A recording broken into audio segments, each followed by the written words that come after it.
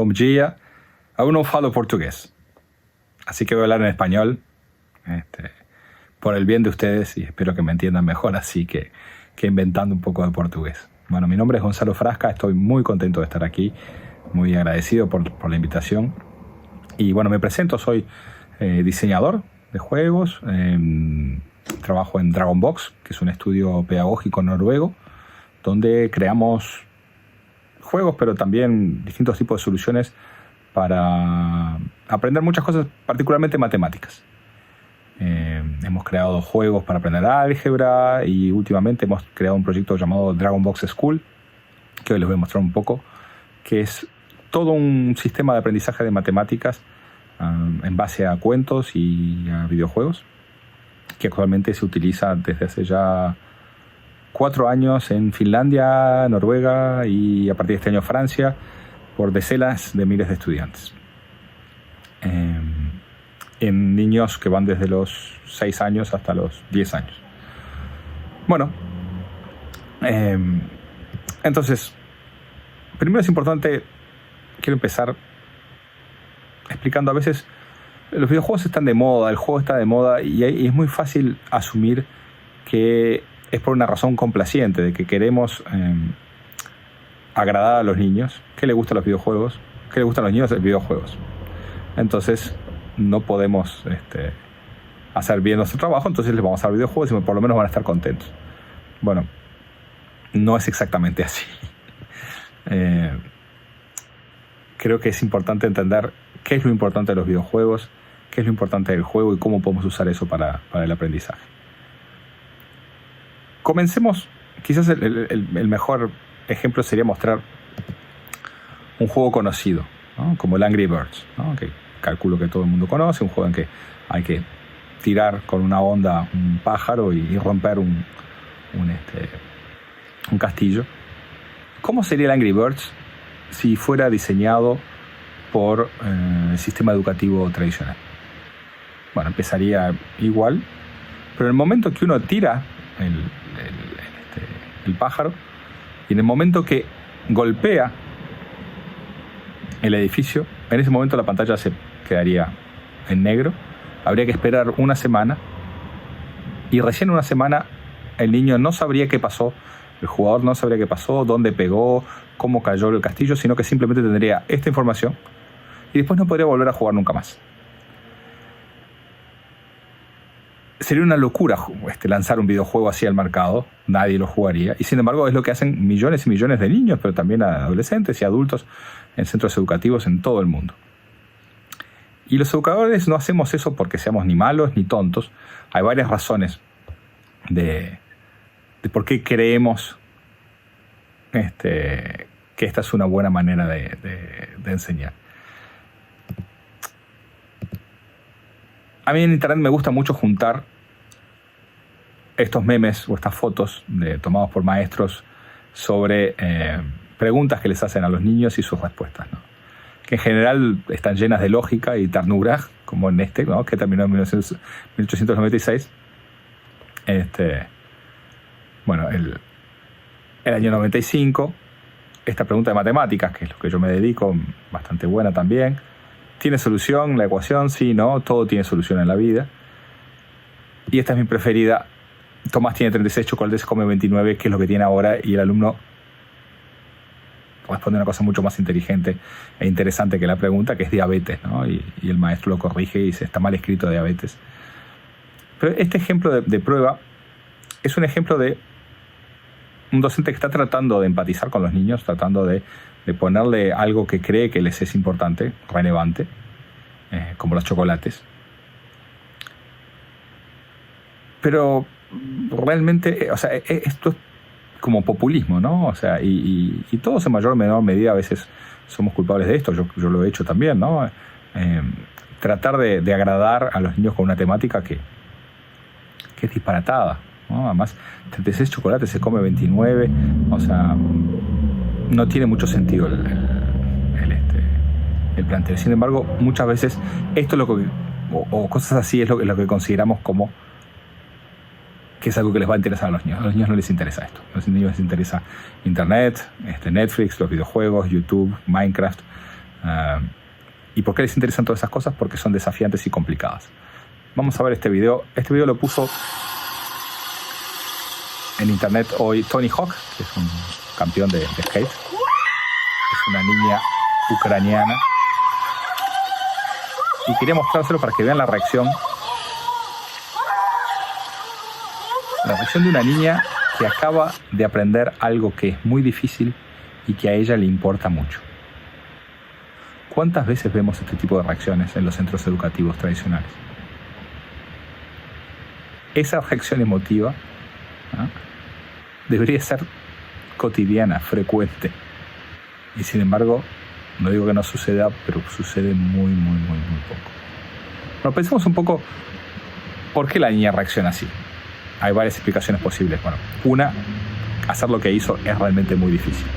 Así que asumimos de que hace tiempo que estaba intentándolo y hace tiempo que estaba fallando al hacerlo. Es algo que a ella le importa y que además le importa a la comunidad de sus amigos. Es relevante no para alguien en un ministerio, sino para ella y sus pares. Y además es algo que puede que la transforma como persona. O sea, ella ya no es más la persona que era antes. Esto en videojuegos se llama hacer level up, ¿no? Uno literalmente creció. Ha ganado más respeto de sus pares, ha ganado más confianza en sí mismo. Y ha aprendido a nivel meta de que puede aprender cosas dificilísimas. Yo en internet compartía esto y me preguntaban a veces, bueno, ¿para qué sirve eso? Si ningún trabajo te va a contratar para hacer pruebas de skate, ¿no? Ningún trabajo quiere a alguien que sea apasionado, que se dedique, que tenga tolerancia a la frustración, que pueda aprender cosas muy difíciles y apoyado por una comunidad de pares. ¿En serio? ¿Ningún trabajo está buscando gente así? Seguramente ningún mal trabajo está buscando gente así. Pero la mayor parte de los buenos trabajos están buscando gente así. Y obviamente, bueno, eso es un reduccionismo sobre si aprendemos para trabajar, pero es una pregunta válida, ¿no? O sea, el trabajo es un componente importante de la vida. Bueno, aquí tenemos otro video. Este es un juego que en Dragon Box hicimos hace ya casi 8 años. Cuando digo hicimos, yo no estaba en la empresa todavía, pero me hubiera gustado hacerlo. Este es un video que un padre subió de su hijo. ¿Having fun? Yeah. Jugando con Dragon Box Algebra, que es un juego conocido, es uno de los bestsellers de Dragon Box, en el cual los niños pequeños pueden aprender álgebra. Yo literalmente ayer por primera vez tengo una hija de 4 años y estuvo jugando y le gustó. Lo había probado antes y no le había interesado, y ayer se colgó. Y yo les pregunto, ok, este juego se hicieron 3 estudios independientes con decenas de miles, creo que son 40.000 niños. La Universidad de Washington hizo 3 estudios. Mostró que el 96% de los niños que juegan más de 90 minutos logran control total en solución de ecuaciones de primer grado. Esto es algo que se aprende muchos años después. ¿Para qué les enseñamos a un niño de 4 años álgebra? ¿Para qué sirve? Para casi nada. Para casi nada. En realidad no necesita. Para su vida cotidiana no sirve para nada. Sirve para 2 cosas. Creo que sirve para que los padres vean que si un niño puede aprender algo que a los 15 es muy difícil, si un niño de 4 puede hacerlo, entonces quizás no estamos enseñando de la mejor manera. Y después sirve para otra cosa. Cuando ese niño crezca y vea el álgebra, que es un tema que normalmente se le tiene mucho miedo, diga, eso ya lo hice yo cuando era niño. El miedo a las matemáticas es muy fácil de aprender. O sea, que aprender a tener confianza en sí mismo en matemáticas es más importante a veces que aprender alguna técnica en particular. Por eso me parece buena idea jugar este juego, simplemente para que los niños tengan una experiencia directa de algo que los mayores creen que es muy difícil. Bueno, les prometí, les voy a mostrar qué es lo que estamos haciendo en Finlandia y en Noruega con Dragon Box School. Hace 5 años, básicamente dijimos, bueno, vamos a tratar de hacer usar las técnicas que aprendimos para hacer, si pudimos enseñarle álgebra a niños muy pequeños, vamos a tomar todo el currículum de matemáticas, formal, oficial, 100%, y ver qué podemos hacer para que aprender matemáticas sea una actividad desafiante y placentera. Y esto que ven en la imagen, bueno, son algunas de las herramientas que tiene, es un paquete que no está disponible en ningún otro país que en Dinamarca, que en Noruega, Finlandia y Francia. No estoy vendiendo nada, les estoy contando. Tampoco va a estar disponible en otros países pronto, por ahora estamos focalizando allí. Y bueno, que tiene libros, tiene regletas, como pueden ver, tiene apps, que ahora vamos a ver algunas cosas también. Y como decía, lo interesante es que cubre todo el programa, desde el primer año, a los 6 años de edad, hasta actualmente cuarto año, hasta los 10 años de edad de los estudiantes. Aquí les muestro algunas imágenes de niños usando regletas Kuizner, o sea, el equivalente a las regletas Kuizner, en realidad no es lo mismo.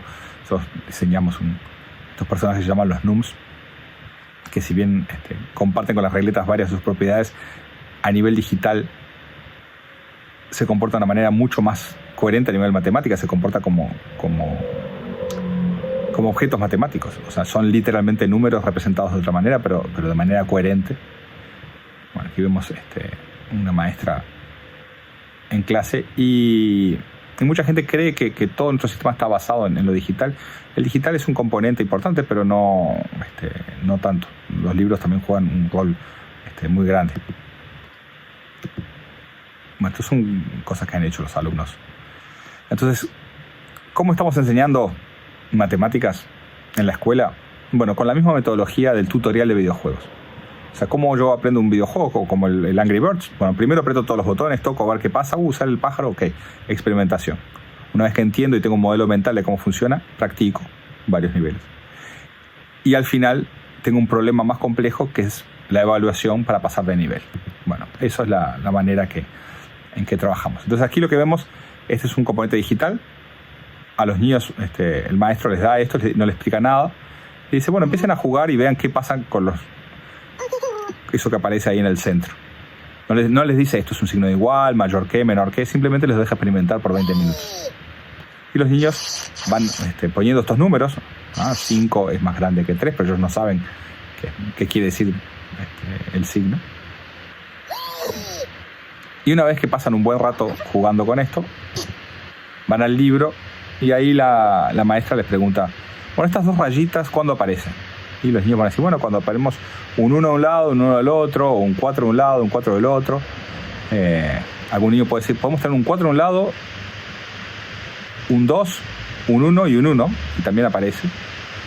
Y bueno, y ahí es cuando se le pone nombre, ¿no? Esto es el signo de igual, esto es mayor que, menor que. Entonces los niños primero tienen un acercamiento sensorial, lo experimentan, las relaciones de igualdad. Después les ponemos un nombre, como aquí. Y luego se practica, igual que en un videojuego. Entonces, hay otro de los componentes digitales, es usando la metáfora del cocodrilo. Tienen que dibujar un cocodrilo, el cocodrilo se come la mayor cantidad. No los más grandes, sino la mayor cantidad. Y esto lo repiten docenas y docenas de veces hasta que internalizan en qué contexto se usa cada uno de los signos. Y luego pasamos a la batalla final, como si fuera un videojuego, el paso de nivel, que es hacer lo mismo que han hecho, practicado mucho, pero ya en ejercicios escritos más concretos. La transferencia no es automática, bueno, hay algunos pasos intermedios, pero la idea principal, básica, es esto que les estaba mostrando. Entonces, con esa metodología, permite a los niños además ir a su propio ritmo. Algunos van más adelantados que otros van más lentos. Eso no es un problema. Y permite, igual que los videojuegos, dar feedback inmediato. Lo bueno de lo digital es que da feedback inmediato. Si yo me equivoco, si ustedes me mandaban de deberes 20 cuentas y yo me equivocaba en la primera, lo más probable es que me equivocara en las siguientes y me enterara varios días después. Lo bueno que tiene lo digital es que enseguida sé si voy bien y si voy mal, y me puede además mostrar por qué me equivoqué, o mostrar, porque quizás di la respuesta correcta, pero por razones equivocadas. Entonces también permite visualizar eso. Y Y lo interesante de usar el libro, lo impreso, es que tiene otro tiempo de uso, ¿no?, que lo digital. Permite tomar distancia, permite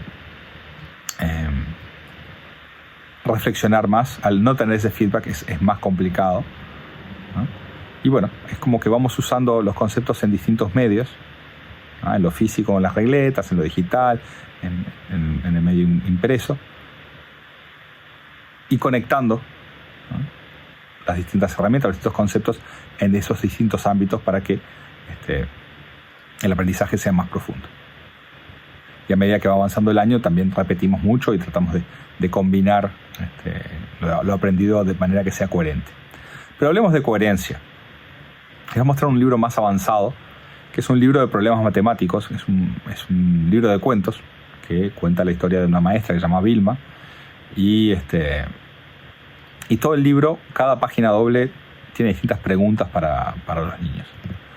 Los niños, la maestra es, por más que está en Finlandia, como todos los maestros del mundo, no necesita un segundo trabajo. Su segundo trabajo, ella es ser superhéroe, y construye máquinas para viajar en el tiempo y rescata, gente de problemas.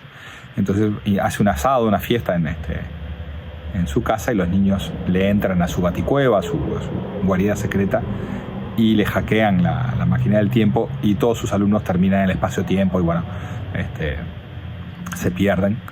Y durante todo el año la maestra tiene que ir rescatando uno a uno a cada uno de los niños. Entonces les voy a mostrar un ejemplo. En este caso tiene que rescatar a la primera alumna que está con los dinosaurios en la prehistoria. Y aquí tenemos una típica pregunta. Hay una tabla que dice cuántos huevos pone cada tipo de dinosaurio por año, y una de las preguntas es cuántos dinosaurios verdes va a haber el año que viene. Entonces contamos si hay 3 dinosaurios verdes. La tabla nos dice que ponen 10 huevos. Y bueno, ¿cuál es la respuesta? Bueno, en la parte de atrás del libro está la respuesta.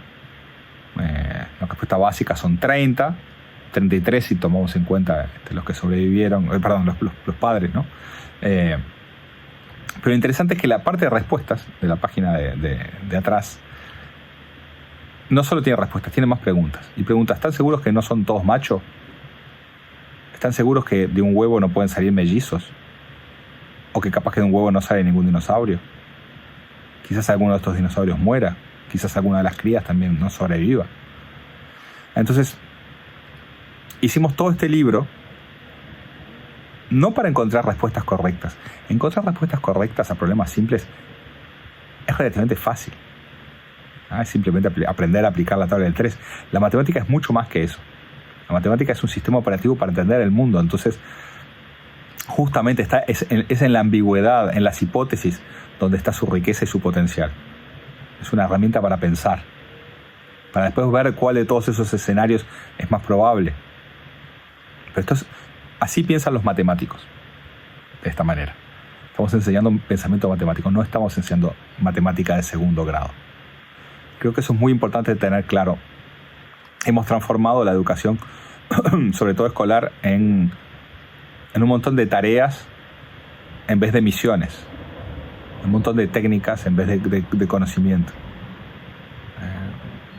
Para enseñar poesía enseñamos gramática, en vez de decir, quiero enamorar a alguien, ¿cómo hago? Con la matemática pasa lo mismo. Aquí, este es el libro de tercer año para niños ya de 9 años. Como esos niños ya saben leer, entonces es más en formato historieta.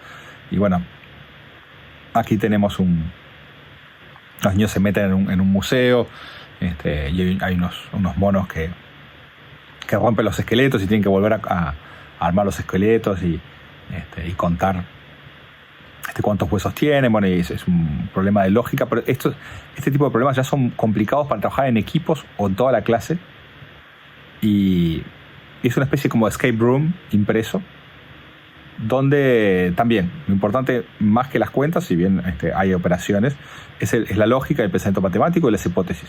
Y hay soluciones correctas, pero también hay soluciones para discutir. La gracia justamente es hacerlo. Ahora, ¿cómo lo hacemos a distancia? Cuando vino el COVID y nos enfrentamos a que los niños ya no estaban más en clase, bueno, tuvimos que improvisar de distintas maneras. Creamos videos con estos cuentos y tratamos de hacerlos que trabajaran en equipo, a veces por chat, si podían, con apoyo de los padres.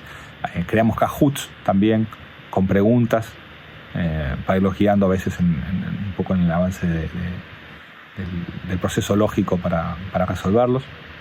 Ha sido todo un desafío, todavía estamos aprendiendo, pero bueno, más allá de cómo adaptar esto a la distancia, que lo más fácil, bueno, sería hacer un juego multijugador y que eso suena más fácil de hacer de lo que es. Quería mostrarles cómo para nosotros que tenemos la tecnología de punta como algo que está básico en nuestro ADN, creemos que se puede innovar mucho, por ejemplo, con libros. Ahí que tienen ventajas también. O sea, que se complementan con lo digital. Esta es otra de las misiones. Bueno, está en noruego, pero los niños, el niño se está riendo de unos bloopers que ve en YouTube y de niños que tienen accidentes, y de golpe lo que sucede es que se ven a ellos mismos y alguien los había filmado sin su consentimiento. Entonces descubren que hay un hacker que se metió en fábrica de juguetes y que está espiando a los niños. Y bueno, hay que descubrir en qué juguetes están hackeados. Y obviamente aquí lo que tenemos no es solo una discusión matemática, es un problema bastante complejo de resolver, pero un tema ético, un tema de seguridad en línea, discusiones sobre privacidad, sobre si está bien reírse de una filmación de alguien que hecha sin su consentimiento, qué pasa cuando somos nosotros. Bueno, problemas mucho más relevantes, creo que a veces que las operaciones matemáticas, pero integradas a ellas. ¿No? En el ejemplo de los dinosaurios, estamos mezclando biología con historia, con matemáticas. O sea, hay muchas maneras de integrar varias disciplinas, y no para cubrir todo el programa, sino para que sea algo interesante. O sea, estos problemas, nuestra experiencia es que los niños realmente los disfrutan, ¿no? Y bueno, es uno de los ejemplos que quería mostrarles. Aquí hay otro sobre un santuario para aves en vías de extinción. Alguien está robando huevos de estas aves para venderlos en internet. Y bueno, hay que hacer, es un problema también lógico, matemático sobre quién es el ladrón. Pero lo interesante es que también descubren que el ladrón es uno de los propios científicos, porque el Estado le había cortado los fondos de investigación, entonces estaba vendiendo los pájaros en vías de extinción para conseguir dinero para salvarlos. Y ahí tenemos un dilema ético completamente cercano y de adultos, pero que los niños lo discuten, se interesan y empiezan a comprender que, bueno, que justamente el mundo es complejo, ¿no? La matemática sirve para ciertos aspectos, pero no tanto nuevamente las operaciones, sino el pensamiento matemático. Así, bueno, ¿cómo puedo integrar esto con filosofía, con ética, con biología? Y además, bueno, de hablar de contrabando de especies, de hablar de la dark web, de un montón de temas que uno pensaría a veces que es para niños adolescentes o adultos, y sin embargo los niños pequeños se apasionan y comprenden perfectamente. Para terminar, les muestro un juego, no lo estamos implementando allá, pero es otro ejemplo que puede ser claro para entender por qué usar juegos. Nuevamente, no es para divertirlos. El juego es para desafiar, que no es lo mismo. O sea, desafiar es poner a alguien un problema complejo, ¿ah? Como la niña con la patineta, ¿ah? La mayor parte de las veces que la niña con la patineta intentó hacer su prueba, no estaba divirtiéndose, pero sí estaba siendo desafiada. Aquí es un juego que inventamos para enseñar historia, ¿no? De una manera no lineal, y entonces dividimos en grupos a los alumnos y les decimos, bueno, elijan un personaje histórico y bueno, no sé, Napoleón. Bueno, ¿quién era el archienemigo de Napoleón? Entonces los grupos, cada uno va eligiendo uno. ¿Quién era el sidekick, el ayudante, como Robin de Batman de Napoleón? Se define otra persona. ¿Quién era el sidekick de su archienemigo? Y así empezamos a hacer estas al igual que las relaciones de los superhéroes, empezamos a hacer mapas de relaciones de poder a nivel histórico. Y lo interesante no es solo el proceso de crearlos, sino después de compararlo entre distintos equipos y argumentar por qué creo yo que cuál es el superpoder de Napoleón. Tal, cuál es la kriptonita de Napoleón. ¿Cuál es el superpoder de otro personaje? ¿Cuál es su kriptonita? ¿Cuál es su segundo superpoder? ¿Por qué? De esta manera, usando los parámetros que los niños tienen sobre las relaciones, por ejemplo, de superhéroes, podemos conectar a, por ejemplo, la historia que tiene un montón de aspectos Game of Thrones fascinantes de relaciones de poder, de una manera no complaciente, no no porque les guste los superhéroes, sino porque conocen los superhéroes, ¿no? Porque conocen la complejidad. Los grandes problemas es que fuera del aula hay una complejidad gigantesca que los niños manejan no perfectamente, pero muchas veces con gran soltura. Y que luego al llegar a la escuela eso se apaga e intelectualmente pasa a ser una cosa trivial y aburrida porque le falta respeto. Bueno, espero que hayan entendido un poco el tipo de actividades que estamos haciendo. Estamos haciendo muchas más cosas. Por esto es un botón de muestra. Es un desafío trabajar en Finlandia, en Noruega. Obviamente son realidades muy distintas a las de América Latina, pero los niños no son muy distintos. Los niños son igual de curiosos, tienen las mismas ganas de aprender. Y volviendo un poco a decir, bueno, ¿por qué esto del juego, no? ¿Es simplemente para transformar a los maestros en payasos, para que los niños se entretengan y no se quejen? No, el juego, la base del juego, o de muchos juegos, es el desafío. Esta foto se la tomé a mi hija hace 2 años y ella había estado jugando semanas al tobogán y un día se aburrió. Le pareció un juego demasiado simple, ya lo dominó. Y entonces empezó a subir por el lado equivocado. ¿Por qué? Porque era más difícil y porque era más desafiante. Y el año pasado le tomé esta foto, ¿no? Subiéndose un árbol, ¿no? A los 3 años.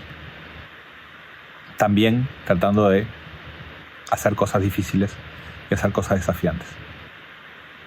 Todos los niños del planeta nacen con ganas de aprender y ganas de superarse. Y bueno, justamente nuestra tarea es crear herramientas para permitirles que no se olviden de eso. Y a pesar de lo frustrante que es caerse o perder o equivocarse, saber que pueden hacer cosas increíbles y ser mejores. O sea, literalmente, como la niña del skate. La niña del skate no es más la misma que era antes. Objetivamente creo que domina una parte minúscula del universo, pero la domina. Y esa sensación es eufórica. De decir, bueno, en el caos en el que vivimos, si yo me lo propongo, puedo tener un mínimo de control y compartirlo con otra gente y tratar de buscar desafíos más grandes. Muchísimas gracias por haber estado aquí conmigo. Les mando muchos saludos. Ahí está mi handle de Twitter. También me pueden escribir a frasca@dragonbox. Bueno, y espero que disfruten mucho de este evento. Yo he disfrutado charlando con ustedes y ojalá nos podamos ver pronto, más temprano que tarde. Muchas gracias.